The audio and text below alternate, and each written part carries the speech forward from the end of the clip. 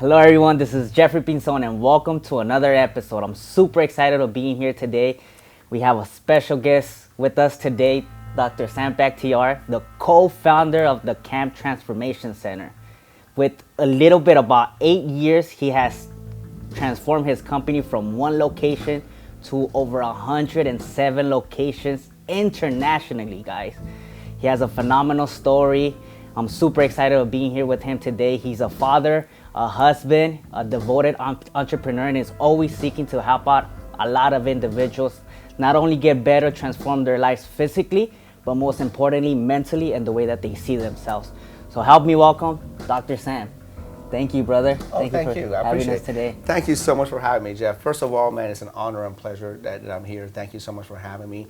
And I'm so proud of you, man. Thank you. I mean, I've seen you, come up over the years, man, and it just makes my heart so happy. You're doing big things, and you're a family man. You're a devoted entrepreneur, and you're always bettering yourself in all areas of life. I appreciate that. Of course, man. It's my pleasure. And it's by hanging around with people like you that help me push myself a little bit better. Iron sharpens iron. Yeah, absolutely. I agree. Well, let's jump right into it. Tell us a little bit about your upbringing, so a lot of people could get to know your background, where you came from. Yeah. Well, I'm a Persian American. I was born in Iran. I was born in 1973 in the capital of Iran called Tehran. I was born to a former wealthy family. And what I mean former is, my grandpa, lost all his money gambling. And also then the new government took over our country and took over all his assets. So we went from being, pretty rich, which I've never seen, before I was born, they were, pretty rich, to all of a sudden to a middle class poor, and at that time growing up, I was 3 when my dad left us. Wow. My dad left us and I never saw him after that again. And it was tough growing up because at that age, from age 3 to age 11, we were in war with Iraq, and Saddam Hussein at that time, everybody knows now, it was bombing on us back then. Mm-hmm. He was terrorizing us every night. I would hear sirens. I would hear planes fly over our home, dropping bombs. You see anti-missile, weapons going up in the air. It looked like fireworks, but it wasn't fireworks. It was war. Wow. Yeah. Wow. Yeah. And then at 11, you came to the States, or? Yeah, so, we were at war. It was really bad. People were getting killed left and right. They were recruiting kids as young as 12 years old to go to the army and to fight. And my mom was like, yeah, you're my only son. I want to be able to leave this country and go, and so that you can have a better life. So at age 10, we left. We came to France for a year as refugees of war, with literally $500 in the luggage. Wow. And we stayed in France for 1 year and came to United States in 1985, again, with $500 in the luggage, whatever we had left of that. And, when I was coming to America, I was watching American shows like Dallas Dynasty. I'm going to show my age here. Some of the younger people are like, what the hell is he talking about? I was showing, so I was watching Dallas Dynasty and the A-Team, and I was looking at everything. I'm like, I thought America was all Cadillacs and swimming pools and everybody has mansions and everybody's super rich. And, when I landed, the only relatives and anybody we knew was my uncle, who was going to college here in America. And he lived in a little town called Sharon, Pennsylvania. Okay. And Sharon, Pennsylvania, even to this day, has like a population of 25,000. Very, very rural, part of America. No culture at all. It's only black people and like white people. I was like in 1985. I was definitely the only minority. I think you can see a few Hispanics trickle down now there. But in 1985, it was black people, it was white people, and it was Sam. It was sad. It was Sam. And I was like, man, this is crazy, right? So I went to school. I was 11 years old. I went to school. I didn't speak English. My clothes were totally different than everybody else was wearing. My haircut, everything. I stuck out like a sore thumb. When I walked into school, it was like a Michael Jackson's Beat It video. Wow. It was like black people on this side, white people on this side, and I come in and like, what the hell is that? Who is that? Is he black? Is he white? What group does he belong to? So I went to the guidance counselor. I said, all right, I want to enroll in 7th grade, and I want to play football. And they're like, yeah, football. We have a football team.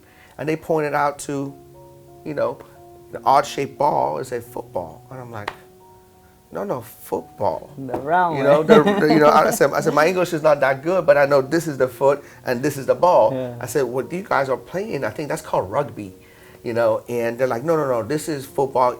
This is called soccer here, and we don't have a soccer team.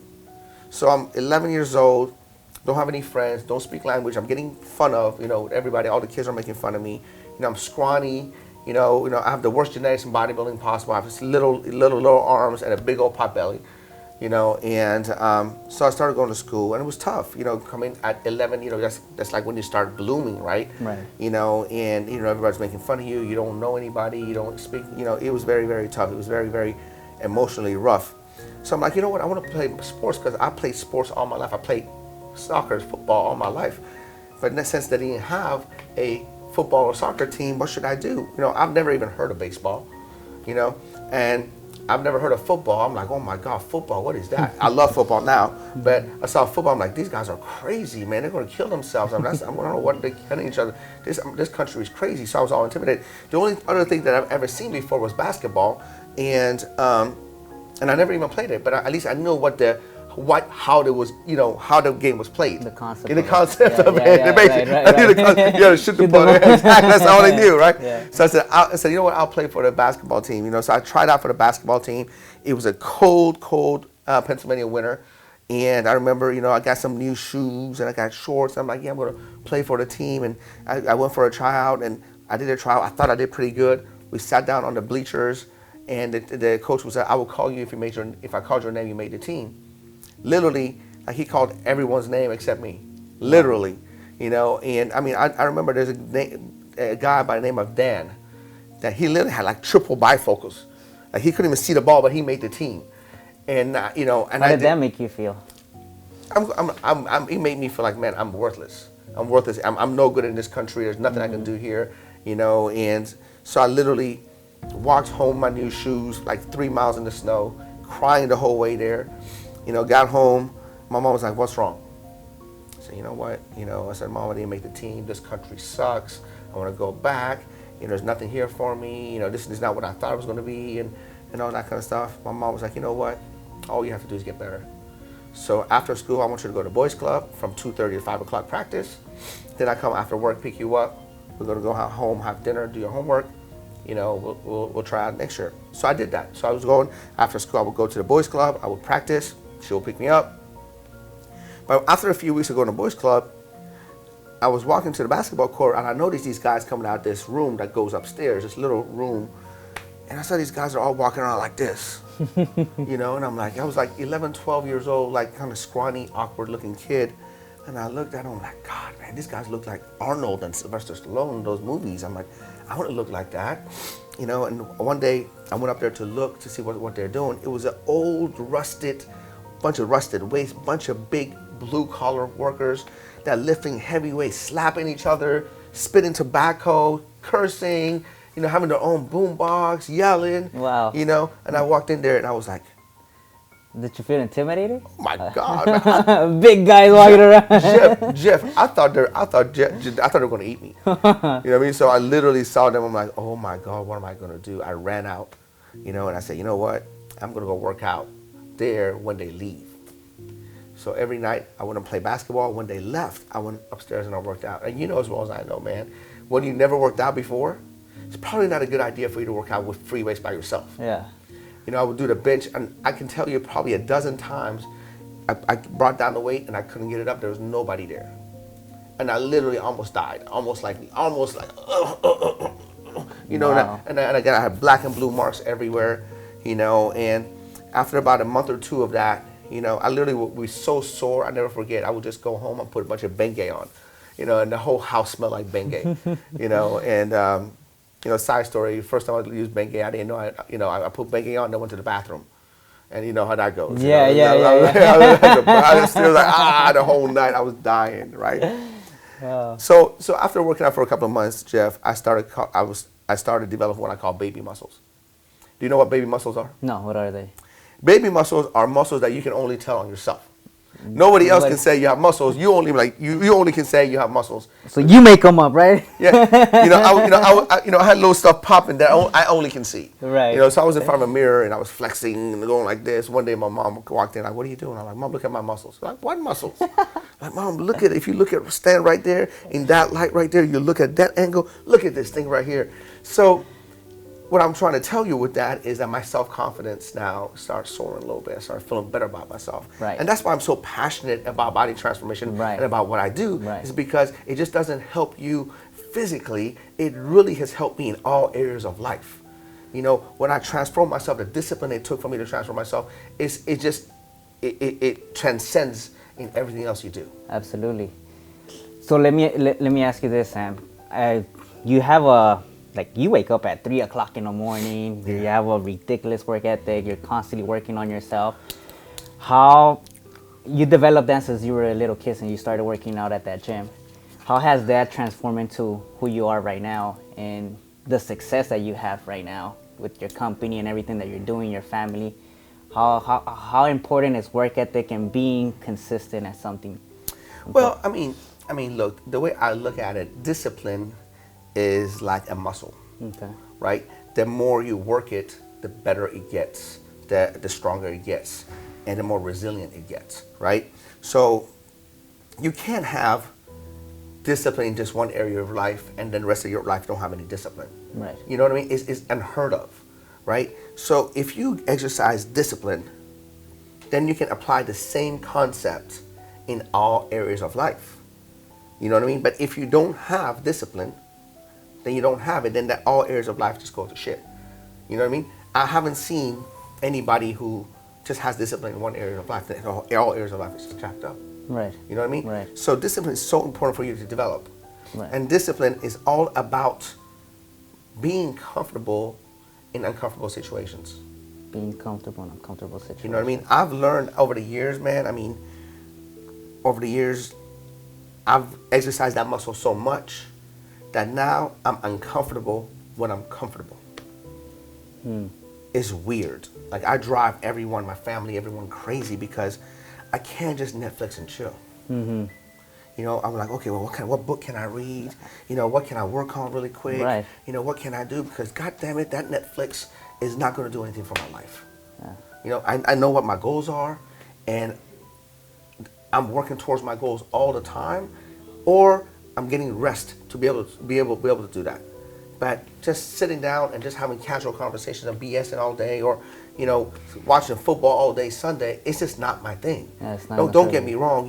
If there's a really good game, I watch it once in a while. But even then, I'm kind of working on the background. Right. And, what I mean? I'm like, I can watch the game. I don't need to watch like this. I can do a couple of emails. I can do a couple of things. I can watch it. But Netflix and chilling is not my thing. Right. You know what I mean? I mean, I just noticed right now, while we were preparing for this interview, you were constantly on the phone, making phone calls, sending emails. Like, you were constantly working the minute that you got here. So I saw that right away. Like, you don't stop. and today is what I call a relaxed day because I know you're coming, and then we have a big franchise mixer today. So today's a relaxed day.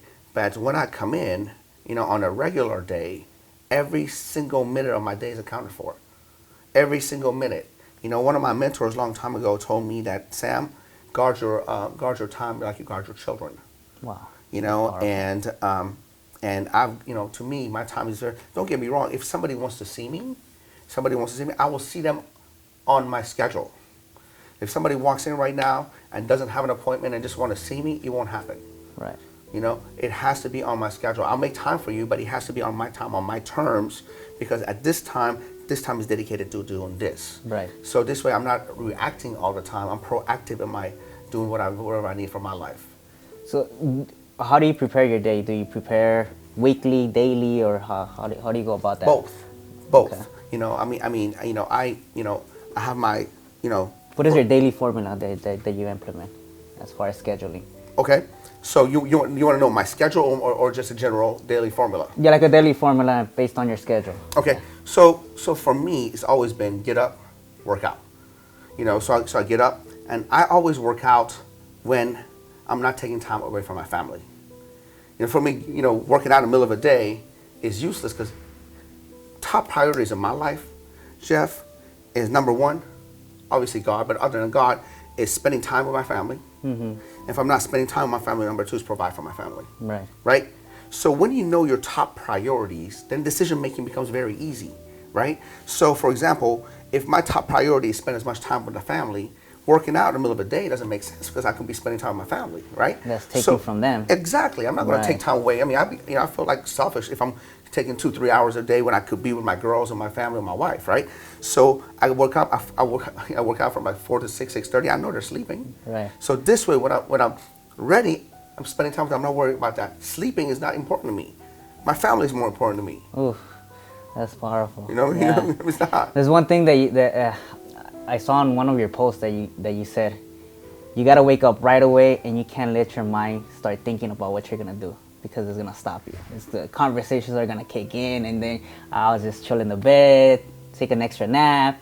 But if you take action right away, as soon as you wake up, you work out. You gotta set yourself up for success. I mean, look, this didn't come easy for me. I wasn't like all of a sudden a cyborg like I am right now. You know what I mean? You know, this was happening. I just like anybody else. I'm programmed to want to hit the snooze button. I'm programmed to want to sleep in. God, I want to kick back and cuddle with my wife a little more. You know, this is what humans want to do. But what I've done over the years, I'm like, okay, so if the alarm clock is right next to the bed, then what am I going to do? I'm going to hit the snooze button. So I'm just going to put the alarm clock 15 feet away, right? I'll put my alarm clock 15, so I got to get my ass up because that alarm clock will go off for the whole time. So the only way I can take that alarm clock off is I'm going to have to get my ass up, walk 15 feet, and push the button. And once you're up. and then once you're up, sometimes you can still go back to bed. So what I did after that is I put my pre-workout right there, right next to it. So now I get up, pre-workout is right there, mate. I hit my pre-workout. Now there's no turning back. If I go back to bed, I just sit down there and be awake and sweat. Yeah, yeah, you know what I mean? yeah. So I hit my pre-workout. Now you know what? There's no turning back. They say goodbye to bed. You got to get dressed. You got to get your ass back in the gym. You know, so you got to set yourself up so that you don't get in your own way. Set your up for success. Yes. Absolutely. Absolutely. That's powerful. Let's go back a little bit because I know that you competed, right? Bodybuilding, Yes. and from what I read, you won in 8 different categories. How was that? How intense was that to be changing your body weight and everything? Yeah, it all happened it all fell into place. I never set myself up to say, here's what I want to accomplish. It'll be cool. So when I first started, I told you I was a scrawny little kid. I had small arms. The only thing that always had good genetically was my legs, and thanks to my mom. But my upper body, I had to work really hard, and then I had a gut. So I started competing when I was 18, and I won the first couple of shows as a bantamweight. 143 pounds. Then I would gain a little bit when 154. Then I gained a little bit more weight when 176. And then a couple of times I went as a light heavyweight, and I still won as a light heavyweight, which was like 185. But then one year, I was like, I'm like, man, I won every weight class. I've never been up to heavyweight. But I'm like, man, I'm too small for a heavyweight. What should I do? I'm like, I would just want to, for me, it was like, let me just get on stage and see if I can be a heavyweight. I don't care if I place or not. So at least say I competed as a heavyweight. So I didn't even diet. I didn't even do cardio. All I did was seriously ate cookies and tea for about 2 weeks, and I couldn't even get it down. I couldn't even get the food down because it was just getting disgusting. So what I did was get chewy chip Ahoy chocolate chip cookies and hot tea. I would dump them in there, making them all soft, and I would just get the calories in. I would get them put dumps off and get all calories in. So I was getting all this massive amount of calories because I couldn't chew food, right? All I wanted to do is go and weigh in at 199 to say I was a heavyweight. So on the day, I literally went in and just weighed 199. The cutoff is 199. I went the smallest heavyweight you can be. So I went as a smallest heavyweight. I'm like, I just want to step on stage and say I step on stage as a heavyweight. I had no idea I was going to win. I was going to win the whole show. Wow. Not only I won the heavyweight, I won the overall show. I'm like, everybody was like, Sam, what did you do? Oh my God, you look your best. I'm like, seriously? I said, I ate cookies for 2 weeks. I ate cookies for 2 weeks. So because I've developed my body at that time so much that my body was just ready to absorb. I mean, if you haven't worked out, you never did anything, don't try this at home. Right? But because I always worked out 6-7 days a week, I always did my cardio, always did this, that. To this day, the other day, people ask me, Sam, you getting back on stage? I'm like, no. said, the only stage I'm getting back is when I go pick up my girls in school. I'm going to intimidate the shit out of the guys. Yeah. You know what I mean? The walking billboard. That's right. That's right. That's right. So after that, you went into personal training, right? Yeah. So growing up, being a Middle Eastern, and my mom is old school Middle Eastern. My mom always said when I was coming up, Sam, you can only be three things in life: doctor, lawyer, or engineer. And I prefer you be a doctor. So when I was going, when I fell in love with, bodybuilding, I'm like, okay, my mom wants me a doctor, but, I'd really like the transformation game. So what doctor can I be that doesn't have to operate, doesn't have to do drill teeth? I researched it. The only two things that came up was physical therapy and chiropractic. And back then they didn't have doctorate program for physical therapy. So I went with chiropractic, and I went to, I graduated from Penn State with my master's in pre-medicine and nutrition, got my doctorate at Los Angeles College of Chiropractic in 1999. I gave my diploma to my mom because that's all she wanted. She wanted her son to become a doctor. I gave my diploma to my mom and said, now you can go brag to all your friends that your son is a doctor, but now can I, open a gym and do what I want to do? She goes, go ahead. But she goes, but I still want you to practice. I'm like, okay, whatever. You know what I mean? So your dream was always to open up a gym? My dream was to do what I love. You know what I mean? To do what I love. You know what I mean? For me is I saw what working out has done for me. God, I mean, everybody's like, I'm 5'5", Jeff. And we're the same height. I'm 5'5", and I don't know if people ask you this or not. A lot of times people ask me, I get a message, goes, does that bother you that you're short? And it's never bothered me. Like I've never even thought about it. You know what I mean? I've never even thought about it. My ex-wife is like 5'10". You know what I mean? It was never been an issue with me. I might be an issue with others, but I never had anything like that. For me, it's the self-confidence and you know who you are. Absolutely. I don't, it is what it is, and it has helped me so much in business, in my self-esteem, in my self-worth, in the way I carry myself, the whole workout bodybuilding regime and the eating right, it's just done wonders for my life. I attribute all my success inside and outside the gym to that. Wow. So how did you, man, this is so good. This is powerful, man. I hope you guys are getting a lot of value right now. So take us back to when you guys started with your first location of the camp transformation. Oh man, so because I'm sure that you went through a lot of hurdles. It wasn't all beautiful like it is right now. I'm sure that you guys went through a lot of stuff, bro. A lot of setbacks. I mean, I'm the king of all setbacks. You know what I mean? I'm the king of failure. And what you see right now has never been like this before. So every single day that I get up right now, I'm grateful. Every single day I get up, I can't believe. I get up, I'm like, is this my house? Oh my God, is this my car? Oh my God, is this my life? I mean, last night I went home and I told my wife, I'm like, wow. Even though I've been to my house 100 million times, I'm like, wow. Beautiful house, you know what I mean? Thank you. It's just like, it's surreal. You know what I mean? It's surreal.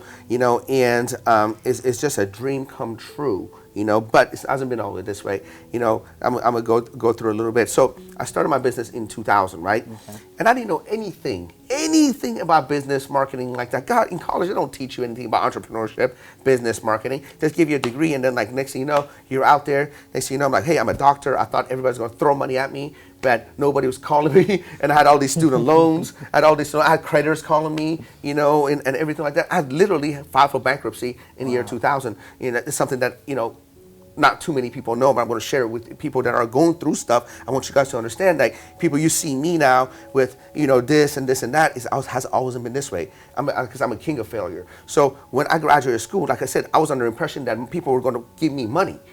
I'm a doctor now. Where's my money? Where's my money? And I was literally getting job offers for $3,000 a month as a doctor. And I'm like, wait a second, the student loans are calling me, my credit cards are calling me.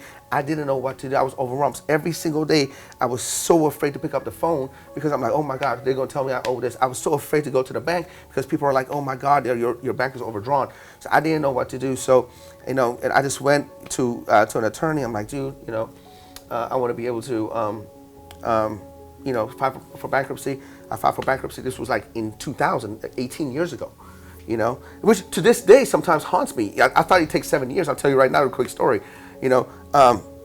So right now my credit score is almost 800. Right. It was like 821 at one point, but it's like 797 or something right now. So I have perfect credit. I build it up, back up. I've lost. I go through it. But even the other day I went to get a credit card at Costco, And it shows that I had bankruptcy 18 years ago, and they denied me. Wow. It is it, you know what I mean? I'm like, oh wow, that hurts. Ouch. You know what I mean? So when so I started my, my business, and at that time I started LA Fitness in Chino, and the rent for you to have exclusive rights to personal training was like $17,500 a month, just so you can do personal training there. Okay. And so I started there, and I knew that if the rent was $17,500, I have some trainers under me, and I paid them about $12,000 to $15,000. If I make $40,000 a month, I could be making $7 to $10 grand a month. I'm okay with that. At that time, $7 to $10 grand a month, I was balling. I was 27 years old. I was balling. I didn't mind working 60, 70 hours a week to make $7 to $10 grand a month, and I did that. I went Monday through Friday, 4 a.m. till 9 p.m., Saturday 7 to 3, and Sunday 7 till noon for 4 years. I was making $7 to $10 grand a month. I was on top of the world. I was going out like I was Puff Daddy. I was P. Diddy in the club. I was making it rain, bottle service. Wow. Because I thought this was it. So I made money. Money. And then in 2005, 2004, I went and got my own facility. Because I got so tired of people complaining at LA Fitness. They're not, servicing their equipment. A lot of people who had some self-esteem issues didn't want to go to a big box gyms. And also, the problem with LA Fitness was that I could market. When I bring in clients, they still have to get a gym membership, even though I'm paying them 18 grand a month, right? Wow. So I got my own facility. It was the best thing I could do. I was blowing it up until the recession hit. So back then we were doing one-on-one training. Most of my clients were realtors and loan officers and had to do with something with the mortgage industry. And as soon as 2008 hit, all the credit card started declining. Everybody canceled everything. I went from literally doing 2.4 million in 2007, 2006 to 400,000, as far as gross revenue. Literally, I lost $2 million worth of revenue in a matter of a year. And at that time, it was devastating because my wife at the time was pregnant with our first child. And I waited long to try to have a kid because I want to make sure I'm financially secure. And now, my wife was pregnant, and I don't have a dime. Wow. I'm literally sitting with her crying. I'm sitting at a restaurant in Chino. I'm crying because I see her belly, and I'm looking at her, and I'm like, fuck, I'm crying. I'm going to get teary up right now because I'm looking at her. I'm like, shit, I'm going to be the same deadbeat dad that I had because I can't provide for this kid because I fucking lost it all. So you have all these negative thoughts, right? You have all these negative thoughts. You're like, man, what am I going to do? What am I going to do? So at that time, I'm like, you know what? I just have to just work whatever I could do. You know what I mean? So I went in there. I put my nose to the grinding stones. I worked literally from 4 o'clock in the morning till like 8, 9, 10 o'clock at night. I would come home. I was like literally couldn't even speak. I remember my ex-wife used to get so mad at me because she would talk to me and I wouldn't even comprehend what she was saying. I was, kind of, people have PTSD. Yeah. You used to people have PTSD. You're talking to them, they're not even hearing you. Yeah. So I would be there. I'm just like, I have so much shit on my mind. I'm like, how am I going to do this? At that time, then my house went to foreclosure. I was 2 years behind on my house payment. And I didn't know every day. I don't know if the sheriff was going to come kick me and my family out. Oh. I was on pins and needles. Whatever cars I had, I sold. I was driving I went from driving a Benz and a Ferrari to a 1994 Toyota Matrix with 130,000 miles on it. The bumpers were falling off, And look, there's nothing worse than if you never had it, you never had it. But it's nothing worse than when you have it and you lose it. Because now how it felt to have it, and now you feel like a total loser for losing it, right? How did that feel right there? Total loser. Driving a Ferrari to going to... Literally a week later, I was driving a Toyota Matrix. Wow. You know what I mean? And, and one day, man, I'll never forget, like, when I got the Toyota Matrix, one day I would get up at 4 o'clock in the morning. It was like 9 o'clock at night. I was getting in my car to come home, and the car wouldn't start. And I was just tired. I was hungry, and I just looked in the sky and looked at the stars, and I'm like, man, God, you're testing me. I know there's something that you're testing me, man. I had to call a tow truck, and all that. So from 2008 to 2010, it was just very, very struggled. I actually even made more till 2012, struggled. But because the one-on-one personal training didn't work anymore. Nobody had $600 to $800 a month anymore to spend on it. And we started doing a little small group training. But then one of my friends, Ali, my business partner now, and Louis, her husband, approached me. They said, Sam, let's open up a boot camp.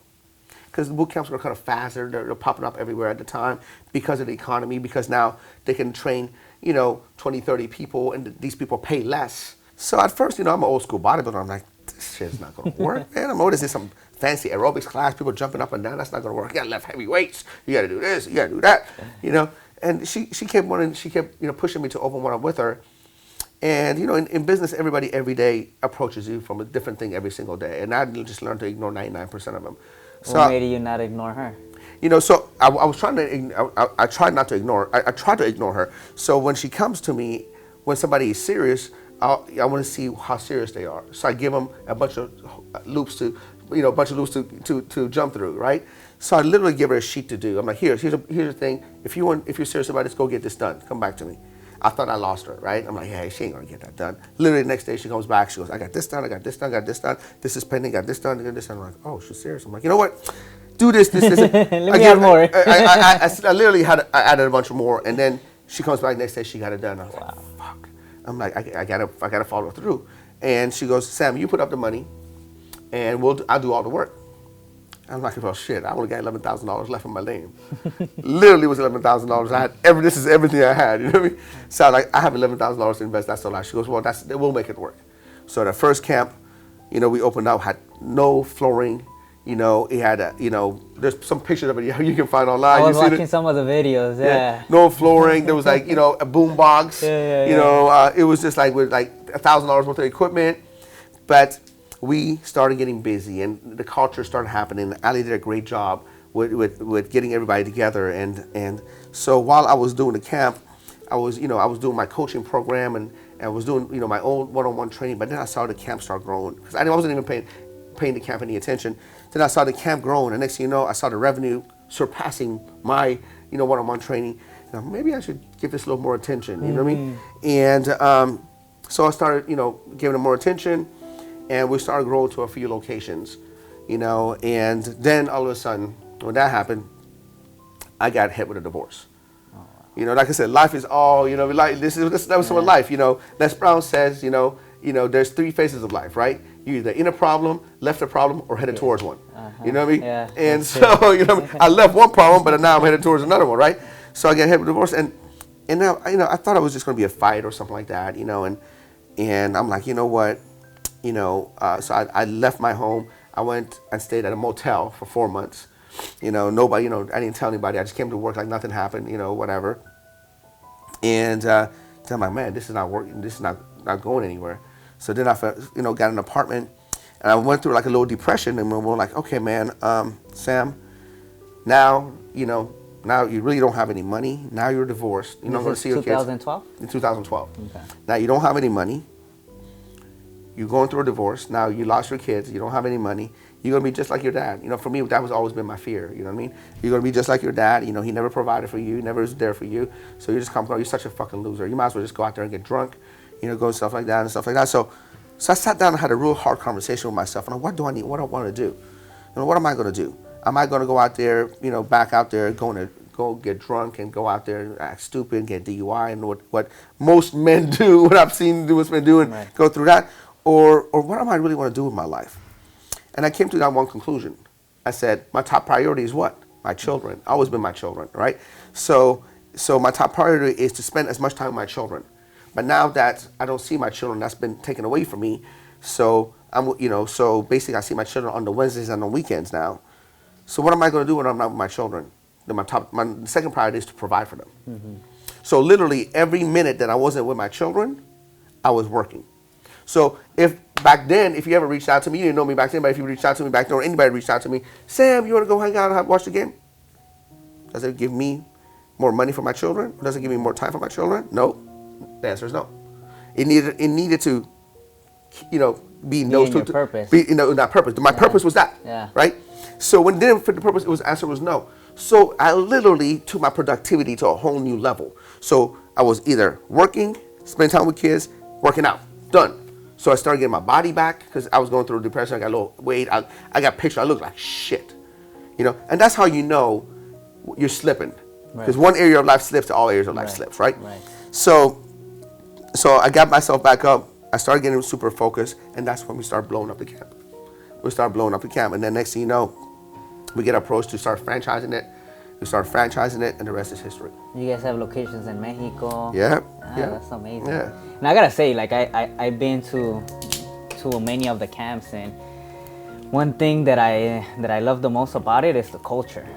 It's the people that are around. Like, they make you feel comfortable to work out. Like me, I was born with a smaller leg, so going to the gym, LA Fitness 24 hours, like that was I was very self-conscious, because I'm like, man, guys are gonna stare at me, they're gonna look at my leg, they're gonna see me walking funny. So I never wanted to go to the gym. That was my excuse. When I started going to the camp, it's like, man, like nobody judges you right there. Everything is like, for you to, they're pumping you up for you to lose weight and get better and transform your body. And this is something that we made by purpose. Look, at the end of the day, we're not doing anything anybody else is not doing. Right. Bottom line, when it comes to exercise and nutrition and weight loss, is what's called a law of thermodynamics. Move more, eat less, you lose weight. You know what I mean? Eat more, move less, you gain weight.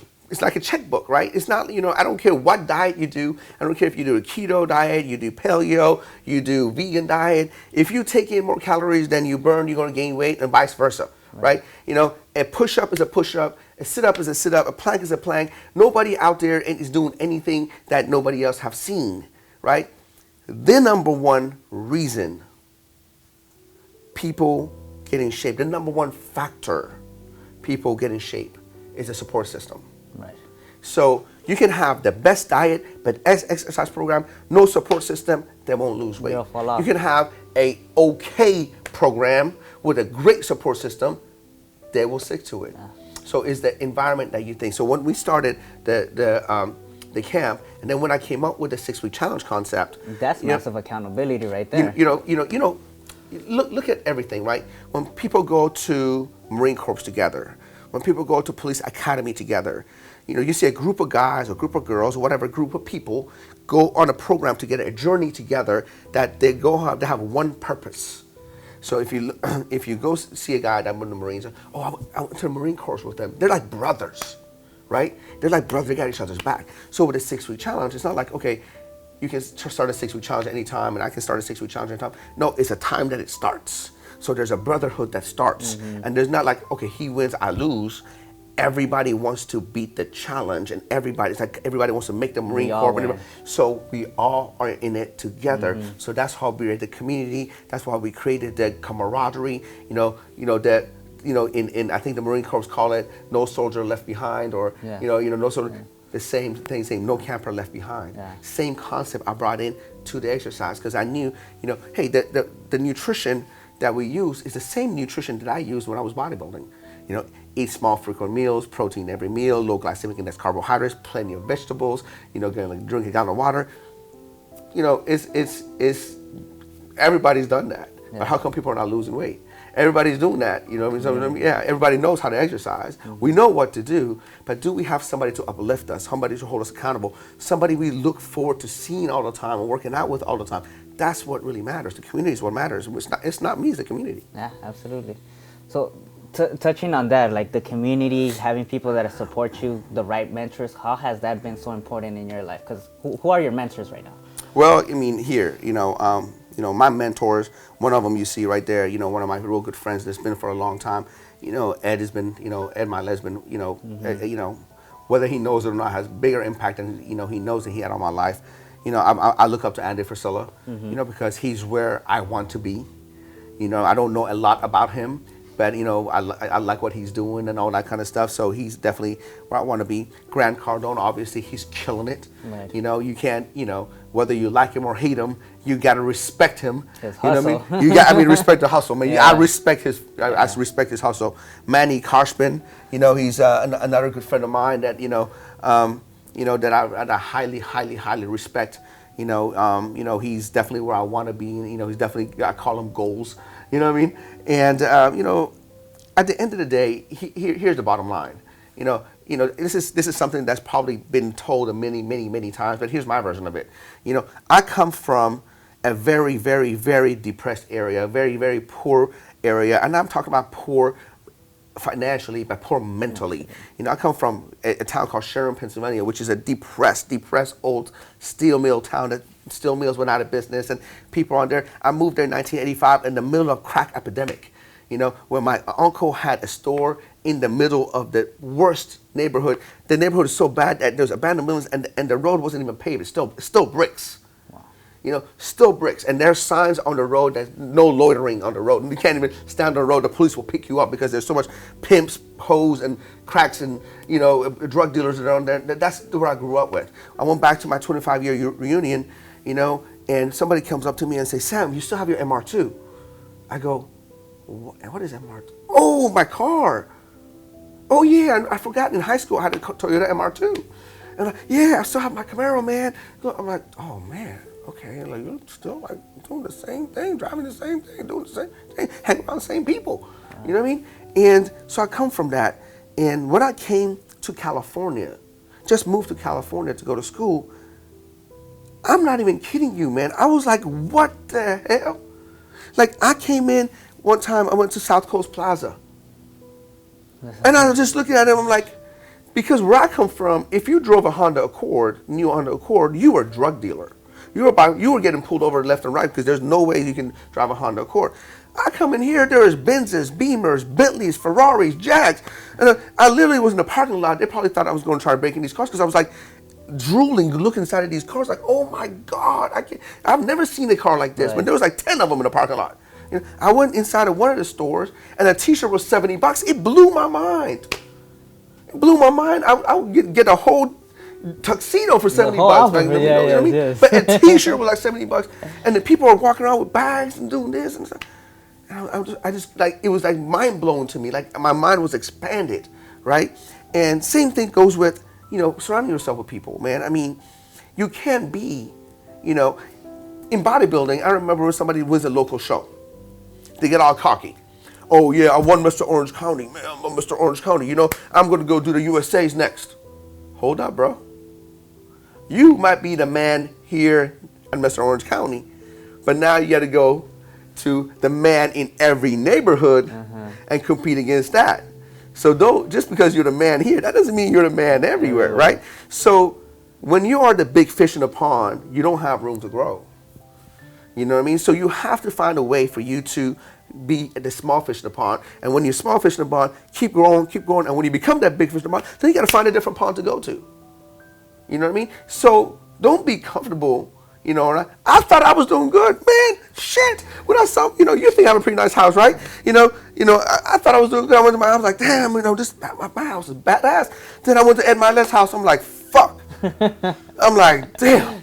And when I look at the dude, it was like on a half a lake. You know, his gym in his house is bigger than my house. And we were like this, and we were like, my mind was blown. You know what I mean? And now it was exposed to something new. Exactly. You know what I mean? I thought I had a pretty good car collection until I went to Manny Koshman's house. And I went to Manny Koshman's office, and I'm going like this. One of his cars worth more than my house and my cars. And we're like, what the hell? That's how you grow. That's possible. It's possible. But if you don't dream, you don't aspire, you're just going to be around a bunch of knuckleheads, you're going to become a knucklehead. Right. Absolutely. That's powerful. Exposure, being around the right people, the right environment, that's going to support you to grow. And I could say for myself that has helped me tremendously in my life in the last couple of years, being around you, being around a lot of people that have inspired me as well. I want to touch into, by the way, thank you so much for taking time today. It's my pleasure, phenomenal. Jeff. I'm so happy of doing this. I kid you not, I meditated in the morning. Like I haven't slept in the last 24 hours at all. I was literally watching videos, getting prepared. And this right now is like deja vu because I've envisioned it so many times in my mind, and now we're here. And it's super amazing. Let's touch on faith, because faith plays a big part. Well, it's number one. I mean, 1%, exemplifies 5 things in life, right? Faith, family, fitness, finance, and fun, in that order. Faith, family, finance, fitness, finance, and fun. In that order. Okay. Yep. You want to break that down for us right now? Absolutely. Yeah. I mean, look, you want to tell yourself how can you be at your best, right? Ed Mylett talks about, when you die and go to pearly gates, you want to meet your best self, right? Yes, So for me, it's the same thing. What areas of life do I need to excel to become my best self, right? So for me, it's faith. I don't care what you are. I don't care you're Muslim, Christian, Jew. It doesn't really matter. You have to believe in something bigger than you. You have to see something bigger than you. So what is your faith? You gotta believe in that. If you don't believe in something bigger, I don't know what you believe in, but there's something out there bigger than you, right? So for me, it's Jesus. I'm not a I'm a very novice, at that, but I believe in God and I believe in Jesus and I believe in faith. Right. So that always comes number one. Number two is family. Family. I mean, everything that I do is for my family. Everything that I do, every move that I make is for my family. Every move that I do is for is that going to help my girls, my wife? Is that going to help us? As a leader of the pack, I got to make sure that I do the right things. I'm the president of our household. You know what I mean? And every little move is going to affect them. Mm-hmm. And everything that I do is for them. Everything that I do is to be able to get more time and be able to provide the life that I want to provide for them. And it just makes my heart happy. It makes my heart happy when my girls look at me and they just like in love with me, and I'm their hero, and it's just the most amazing feeling, daddy, and it's just and you could see it, like your demeanor, everything changes. Oh my God! I'm a pretty tough guy, you know what I mean? And all of a sudden, daddy, and then next thing the whole it's like my whole nervous system just shuts down, and it's like, okay, what do you want? What can I do? How can I serve you? Yes. You know what I mean? So that's family. Then after that is fitness. And people say, well, how come fitness comes before finance? I'm going to tell you right now, it of course becomes better than finance. Would you rather be poor and have great health? Or would you rather be rich and be terminally ill? The answer is clear, right? So you have to take care of your health first so that you can be able to go out there and chase wealth and do whatever you want to do. You know what I mean? There's always got to be a balance. But if I had to live in an apartment and have all my health and all my vitality and all my vigor, or live in a mansion and be sick all the time, I'd rather be in an apartment and a junky car any day. Right. You know what I mean? But that doesn't mean you can't have it all.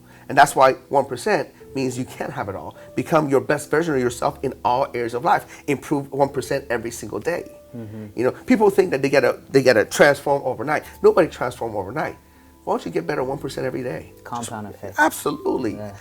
Absolutely. Yes. One of my favorite books. Darren Hardy. Yeah, absolutely. One of my favorite. I would recommend that book all the time. And if you look at my daily schedule, I have a schedule that says, what do I need to do every single day to make it a win? It's a list of 15 things that I got to repeatedly do. So you have a list of what do you have to do? Every single day, and it's a repeated thing. It's a compound stuff. Now, obviously, I know the things that I need to work on, the big picture stuff, that changes. Okay. But what do you need to do every single day? I need a prospect. I need to be in front of people. But give it a number. Okay. How many prospects? How many prospects? In front of how many people? Okay. So if you just prospect how many people, it doesn't happen. How many prospects? Very specific. How many people? Every single day, I want you to have a win day. Okay? This. Everything from I need to work out an hour, I need to do cardio for half an hour, I need to eat 6 meals a day, I need to drink a gallon of water a day, I need to call 100 prospects, I need to take one new prospect out to lunch, I need to meet one new people, I need to learn one new task, I need to read 1 hour. So let me ask you this, Sam, because I know let's just say that we make that list, and then say we don't apply, we don't eat the 6 meals, and then that starts getting conversations. You're not playing a big game. You're being fake. You're not being committed to your word, and then you start believing that conversation, and you stop doing all the other things. You have to understand one thing. Not every single day are you going to win. Not every single battle you're going to win. It's not that you want to win every battle. You want to win the war. Let that sink in. Yes. You're not going to win every battle. And you got to be okay with that. In faith, family, fitness, finance, and fun. Think about it. On some days, I'm the greatest dad in the world. And another day, I'm the greatest businessman in the world. And another day, I'm the greatest fitness guy in the world, but not everything in one day. You feel me? Yeah. But as long as you're aware of it, that's a breakthrough right there. as long as you're aware that these are the stuff that you need to work on, this is something that you're going to be able to do that. You know what I mean? Nobody's perfect. Nobody's going to get everything done, but be aware that this is what's called a win. You know what I mean? The biggest thing that I'm failing on this year on my to-do list, and I'm recognizing that and I'm adjusting things so next year I'm just going to be better at it. This year I've been doing horrible on my personal development reading. Horrible. Because I got so many projects, I'm getting pulled so many different ways, and for me, there's nothing more relaxing than just kicking it here, picking up a book, and just reading, and to me that's spa. To me that's better than spa, better than massage, better than manicure, pedicure, whatever people do. That to me is that, but I'm missing that.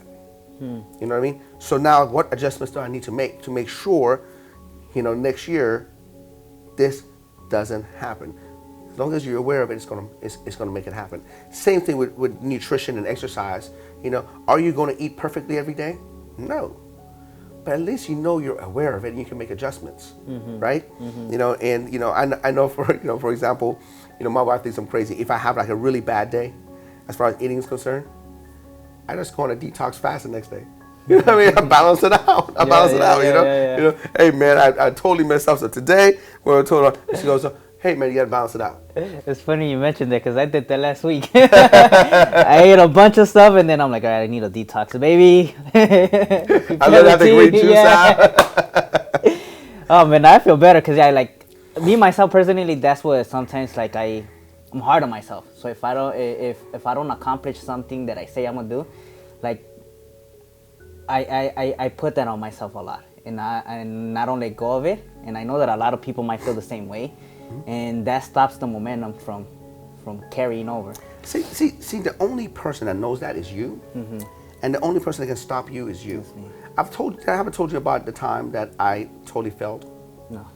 So this is a story that I think everybody can relate regarding that.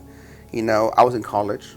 I never took 12 units full time. I usually took 20 units. I've always been an overachiever. I'm trying to get through the school. I was taking 20 units at Penn State University. I was working 30 hours as a personal trainer. I was working 20 hours as a bouncer, and I was getting ready for Mr. Pittsburgh Championship. And I was getting shredded. I was low carbonate. I was working. I was burning the candles at all ends. 2 weeks before the contest, I lost. I got up and I'm like, I can't take this no more. I want to get some pizza, some donuts, some burritos, at night. I literally went on the bench. Next morning I got up. I'm like, you know what, Sam? You're a freaking loser. You're not cut out for bodybuilding. If you can't even stick to your bodybuilding diet 2 weeks before the contest, then you need to drop out and just give it up. Wow. So I dropped out. I was like, I'm not going to do the show.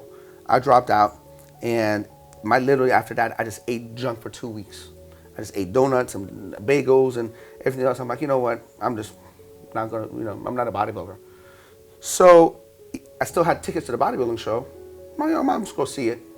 So I went there and sat in the audience, and I saw on stage, if even I would have just painted myself that day, with tan, I would have jumped on the stage that day after eating 2 weeks worth of junk, I still would have won my class.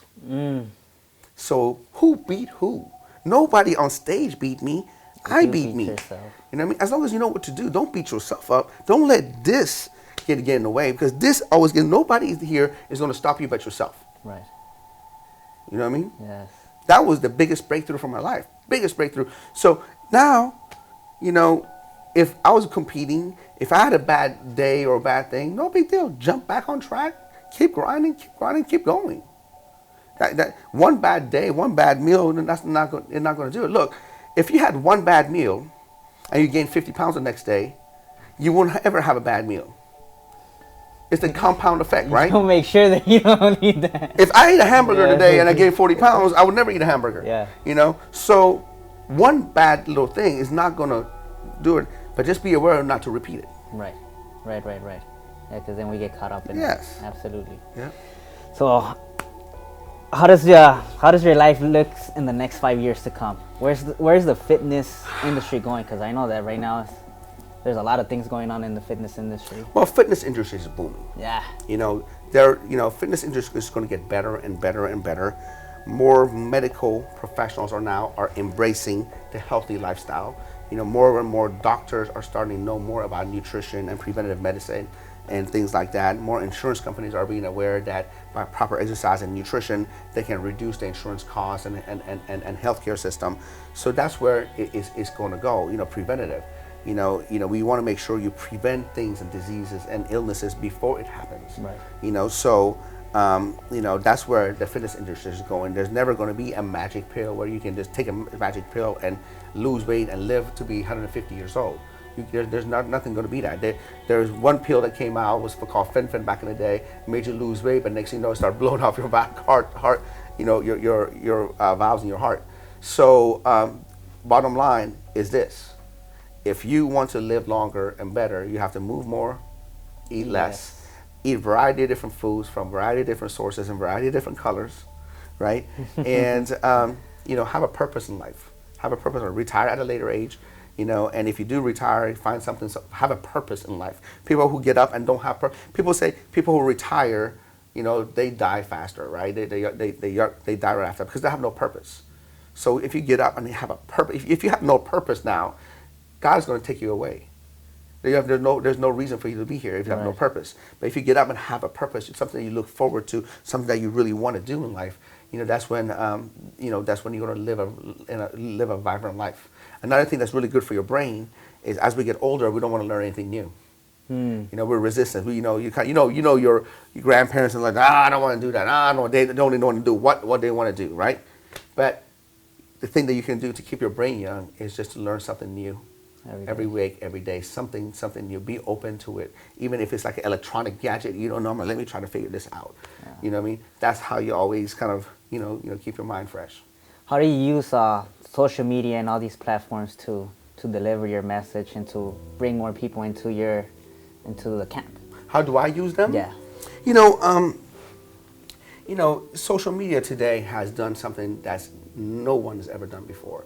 I remember when I first got in the fitness industry, it was like Yellow Book, and postcards and magazine ads and now, then later on it was like Groupon and Google, but now we're things of like Facebook, Instagram, YouTube, and you can put your message in front of anybody. And as long as you have something that's unique, something that results produce, and as long as you take care of your clients and produce results, you're going to get found. Back then, if you want to become an artist, you need to know somebody in the record industry, or you have to, have some connections. Right now, if you're really, really good, you put a music thing on YouTube and you'll get found. Yeah, absolutely. So it's just amazing. But I will tell you that social media can be either an angel or a devil. So you have to use social media to your advantage, not to your disadvantage. Don't let it use you. No, don't let it use you, absolutely. So you got to be very disciplined to it. Social media is so powerful, but you have to be disciplined to it and be able to know, okay, look, man, I'm not going to be on my phone checking out what everybody else is doing or what this is doing. That stuff is not doing anything for your life. It's not doing for what people are doing, what people are portraying on social media is not doing anything for your life. You do you become the best version, forget about what everybody else is doing. Most of the stuff there is fake. Most of the fake stuff is, a lot of people in social media don't look like the way they do. Their life is not the way they live. Anybody can be portrayed to be anything, So, whether it's true or not, who cares? At the end of the day, do they provide value to you? Right. You know what I mean? Because if you're just there to be entertained, I would suggest find something else to be entertained that's going to help your life, But so I warn you, man, it can be a great thing or it can be a very bad thing. Yeah, I agree with that. Two last questions. What are your goals? What are things that right now that you want to accomplish? That if you accomplish it, that's going to be ultimate fulfillment for you. Man. And then the other question will be, what are books that you could recommend to people that they could read? Absolutely. Well, most importantly, what I want to accomplish personally is to reach 1 million people. That's something I always had in mind. I want to be able to transform 1 million people. We're about 100,000 right now. You know what I mean? So I got to 10x that. I have 100,000 success stories and before and after pictures. But I would love to 10x that and just reach as many people and just make a difference in people's lives. What is the time frame that you give yourself for that? 5 years. 5 years. 5 years.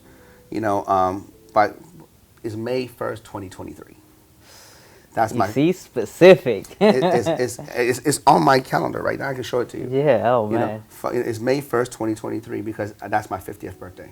Do you visualize yourself doing it already? Absolutely, absolutely. And here's the thing. I mean, I'll tell you another thing. I wrote myself a check for $1 million, and it was dated. I forgot. It was dated in 2016 or something. May 1st, 2016. I still have the check somewhere at home, and I didn't know this, but I wrote it in like 2012. And I'm like, I didn't know ever gonna get there. I don't know, but I wrote that check, and it was on my refrigerator. And there's a different check on my refrigerator now, but it's a different number. More zeros. Yeah, more zeros, correct. Yeah. And at that time, I was like, man, I don't know how this is going to happen, But I'm happy to tell you that I cashed that check 6 months before it was due. Wow. You know what I mean? And it's just a power of you putting it down, putting intention behind it, visualizing it, making it happen. And for me, I know that if I help 1 million people, remember, my goal is not to make a certain amount of money. My goal is to help more people, because if you help more people, you get more money. Yeah. Bottom line. Jim Rohn always says that if you help out enough people get what they want, you're automatically going to get what you want. The figure that I have as far as financial wise is tied into the people I help. Bottom line is I got to help more people. People who are the wealthiest people in the world figured out how to solve a problem for the most amount of people. Right. You know what I mean? And when they solve the problem, that's when I want to be able to solve the problem of obesity. I want to be able to, be able to inspire them, change them, give people hope. And help people get through the tough times that they're doing through exercise and nutrition and supplementation. Absolutely, and you guys are doing that. I've seen it. You guys have inspired me and thousands of other people that go every day in and day out through that camp transformation and all those locations. So, Sam, I want to, from the bottom of my heart, I want to thank you for this time, and I appreciate this interaction with us, and I know that a lot of people got a ton of value right now, and I'm super excited to have this for more people to see it. Thank you for your time, and greatly appreciate everything, Sam. Jeff, the pleasure was all mine. I get approached to do these kind of stuff a lot, and I usually say no. Because I'm focused on what I got to do and stuff like that. But you're somebody who I totally respect. I see what you're doing. I see you at church. I see you with your family. I see you on your grind. I see you in the gym. And I said, you're somebody who exemplifies the 1%. You got your faith together. You have your family together. You have your fitness together. You have your finances together. And now you have your fun together, because I see you in the pool with the kids and hanging around and doing stuff like that. So you are my type, and I appreciate you, and I can't wait to see you at the top. Yeah, I'm the same way with you. I want to help out a lot of people transform their lives, the way that they see themselves, because I was at a lower place the same way that you were, and just by being around the right people, now I want to be able to help others, be that light for others, so they go and constantly shine like you guys are shining. So thank you so much, Sam. I greatly appreciate everything, brother. Of course, I appreciate you, man. Thank you so much. Thanks for having me. Hope you guys got a ton of value, and tune in to the next episode next week. Thanks, guys. Take care, guys. Bye.